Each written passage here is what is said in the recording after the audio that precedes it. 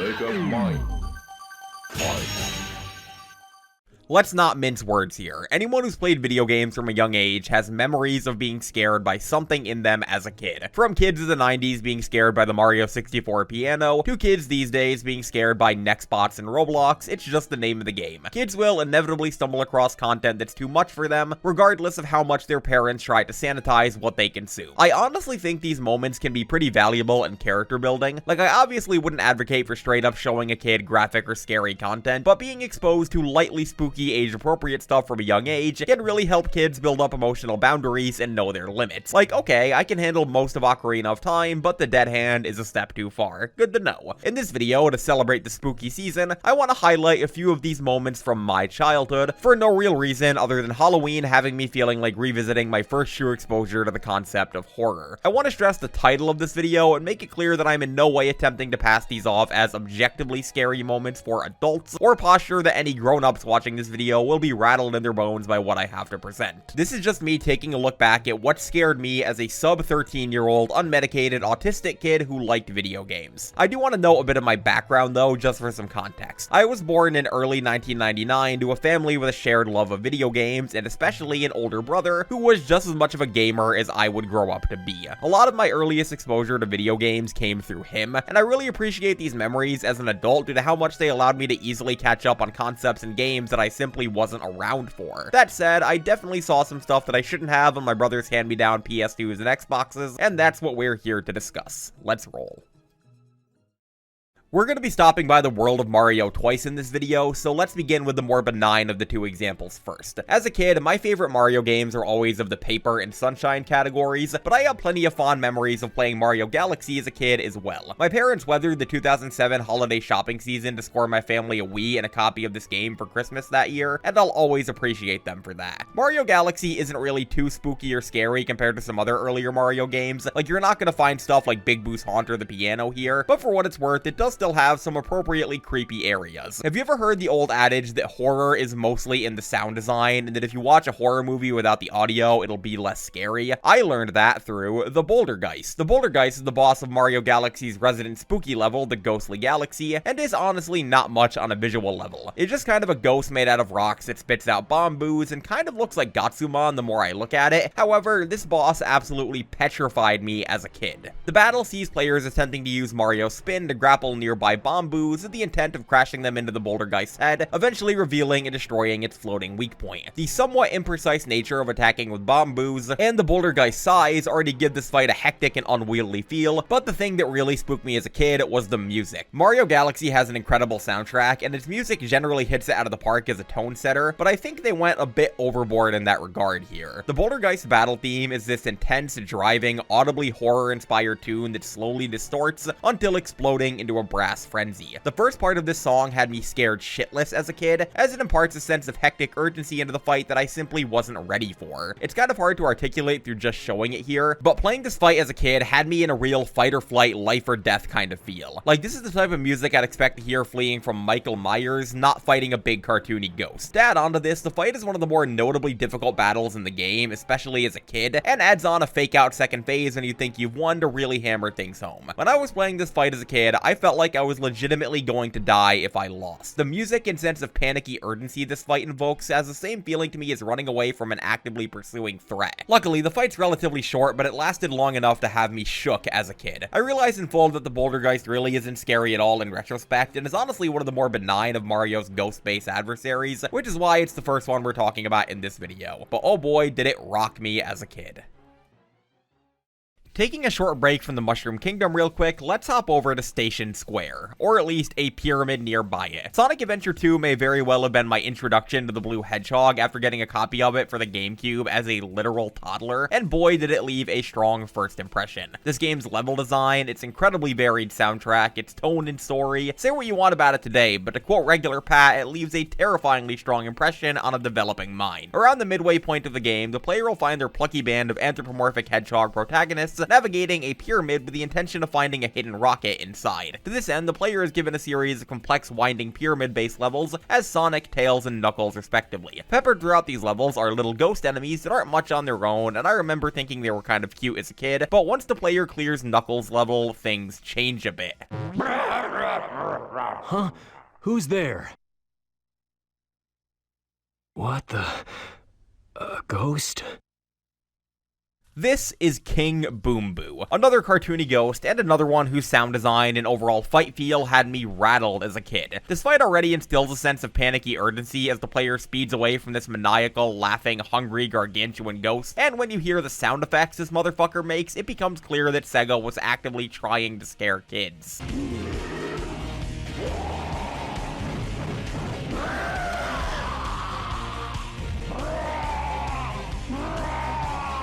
Like, holy hell, dude, calm down. King Boom Boo's appropriately screaming, booming, lunatic voice was only a tone setter for this fight, however, as the intense music track coupled with the lonely, secluded, dark feeling that his arena imparts really establishes a tone of this being a life or death situation for Knuckles. All that said, I also remember this fight being a bit of a fascination for me as a kid. Like, have you ever gone down a horror rabbit hole that you know isn't good for you mentally, yet you're so intrigued and in such a macabre mood that you willingly subject yourself to scary content anyways? This fight may very well have been my first exposure to that kind of feeling. Even though it scared me, I liked playing it. I distinctly remember my dad asked me why I was fighting this boss if it scared me so much, and me saying something to the effect of, "It scares me in a good way," which I'm sure must be a harrowing thing to hear your 3 or 4-year-old say to you about a video game. Regardless, King Boom Boo is another boss that petrified me as a kid, even if his design is a bit goofy in retrospect. Hey, he scared Knuckles too, at least. That was pretty rough.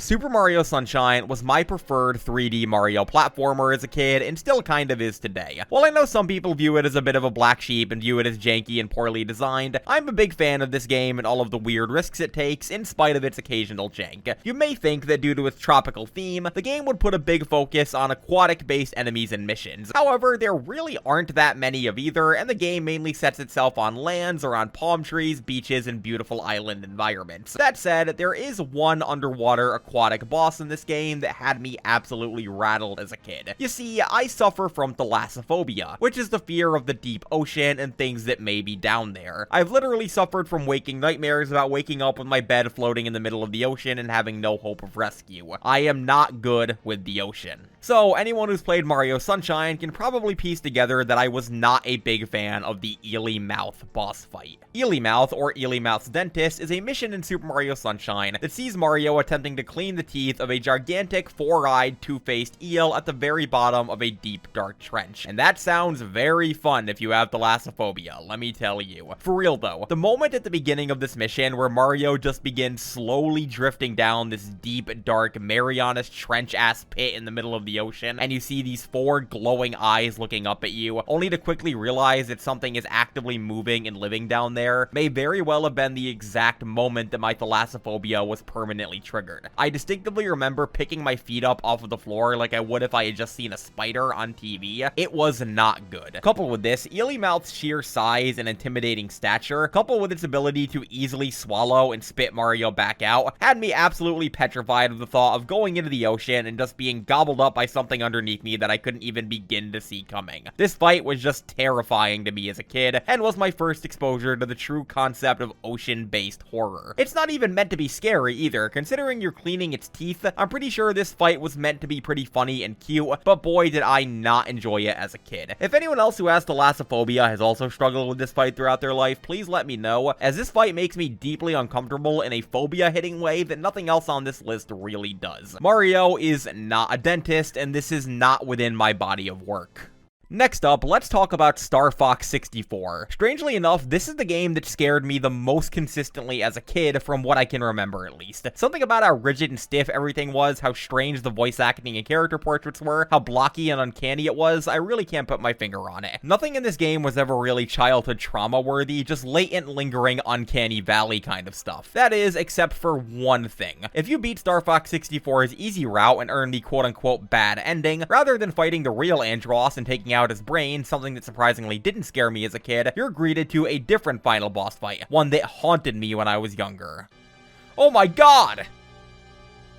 Oh, wait, it's over. Yes, as a kid, I was rather shamefully terrified of the robot Andros boss fight from Star Fox 64. Star Fox 64's easy route boss fight that's only on screen for a few seconds at most in the average playthrough. But those few seconds were traumatizing to me as a kid, damn it. His weird goblin-like appearance, his hollow eyes, the creepy grin, the disturbing way Andros flops and screams while transforming into him, his fucking biting, it all terrified me as a kid. And I vividly remember not wanting to walk to the bathroom alone at night because of how scary this boss was to me. Looking up at the top of the stairs, imagining him being up there, waiting. My brother even made fun of me for it at the time. That's how scared of it I was. In retrospect, this boss isn't scary at all, and the fact that he's the boss of what's effectively the game's easy mode is hilarious. However, he did scare me for whatever reason for a kid, and I am a pussy for it.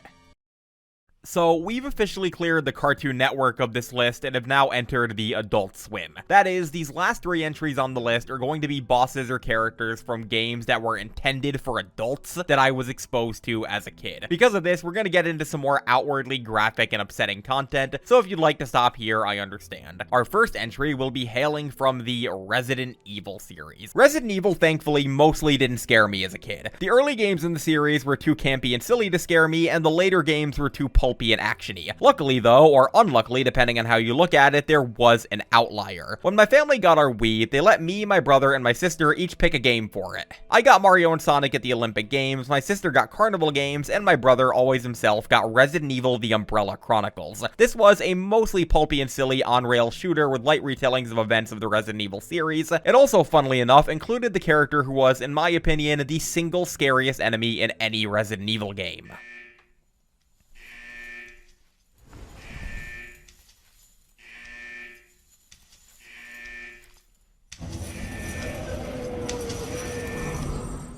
Lisa Trevor. In any game she appears in, she's bound to be a standout and memorable enemy just due to how disturbing she is, but in Resident Evil The Umbrella Chronicles specifically, she was almost too much for me. Her appearance definitely caught me off guard as a kid, and the shaky first-person camera that was out of my control combined with her movements definitely didn't help. I don't think you can underestimate just how much overloading a kid's senses can scare them, and in this case, being overloaded by having my POV forced onto this terrifying enemy was enough. She shambles towards you, she screams, she attempts to attack you with her shackled arms, all while scaring the crap out of me. Man, I'm lucky I didn't play Remake as a kid, huh? Lisa probably has the single most disturbing and screwed up backstory out of any singular Resident Evil character in the entire series anyways, but even as a kid, when I wasn't exposed to that aspect of her character, the boss fight against her in the Umbrella Chronicles left me with so many questions. Why did she look like this? Why was she attacking Wesker? Why did she have a human name when she clearly wasn't human? This was a lot for my little brain to take, and I eventually put the game down and played Mario and Sonic instead. And let me tell you, that wasn't a much better time.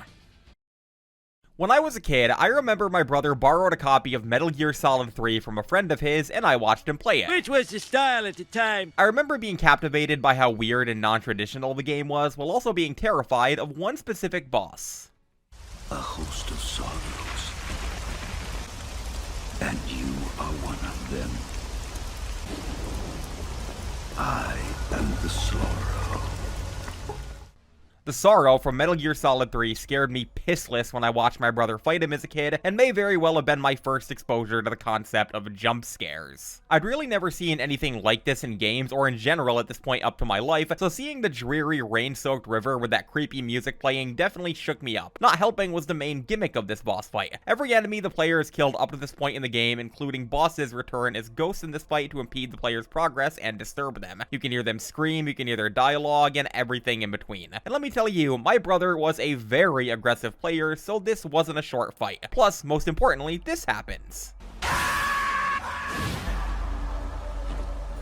Yes, every time the Sorrow lands an attack on the player, you get jump scared. It probably won't affect an experienced adult player, but to my childhood self, it was horrible. Oh yeah, and the Sorrow himself actually cries blood too, which definitely didn't help things. What all of this resulted in was an extended period of me sitting in my brother's room with my face buried in his pillow, hearing the screams coming from the TV, waiting for the boss fight to be over. Why I didn't just leave his room is beyond me. It was unlike anything I'd seen in a game up to that point, and definitely left its mark on me. But make no mistake, the dead are not silent. Damn you, Kojima.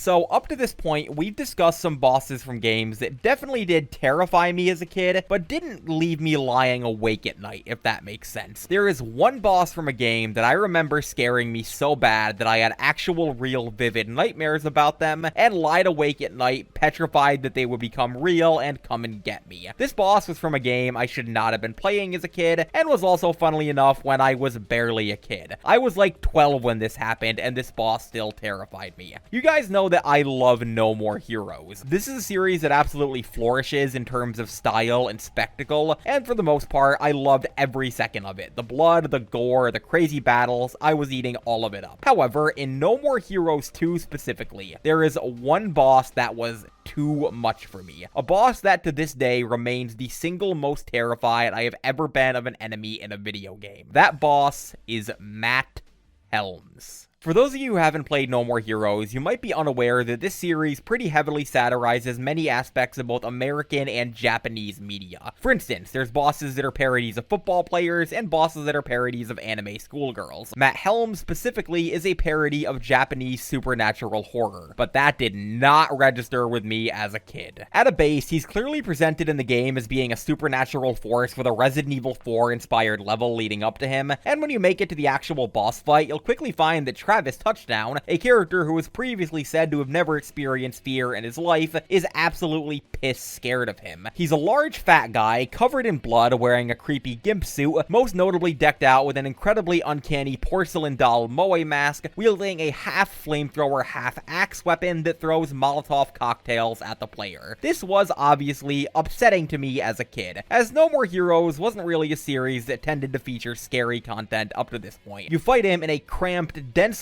blocked housing environment, which leads you to have to get close to him at several points and makes it difficult to get away from his attacks. He can easily stun lock you with his flamethrower and his molotovs, all while laughing and screaming like a little girl along the way. And while all of this would have been decently upsetting to me, the real kicker for this fight was the ending, the cutscene that played after the battle. This cutscene sees Travis killing Matt Helms by blowing up his head, seemingly putting him down, only for a small child to appear next to Travis. The kid whispers something in Travis's ear, which can clearly be heard by the player but isn't given a subtitle, before the kid attempts to attack him. Sylvia, the boss of the killing agency Travis is a part of, then attempts to shoot the child, but he quickly limply stands up and walks away laughing. Following this, Sylvia and her cronies quickly burn down the battle arena and establish that Matt Helms is an otherworldly force who was given eternal life through making a deal with the devil in his dying breath and killing his parents. Yeah, this boss fight was a little fucked up for me. No More Heroes was definitely a series that exposed me to a lot of concepts that I was simply not ready for at the age of 12, but Matt Helms was one that I was really not ready for. A ton of new horror concepts and tropes were introduced to me through this fight, and while I would later go on to develop a deep respect for this game and all of the weird risks it takes, I spent several years not playing No More Heroes 2 after playing the first game due to how scary this boss was to me. Truly my ultimate childhood trauma moment in video games. And there we have it. I hope you enjoyed, and happy Halloween. This video was a bit of an experiment for me, as some of it is remastered from an old video I made a few years ago, while a lot of it is completely new and freshly edited. If you'd like to see more videos like this, let me know in the comments below, and I hope you have a fantastic day before, during, and after watching. Cheers!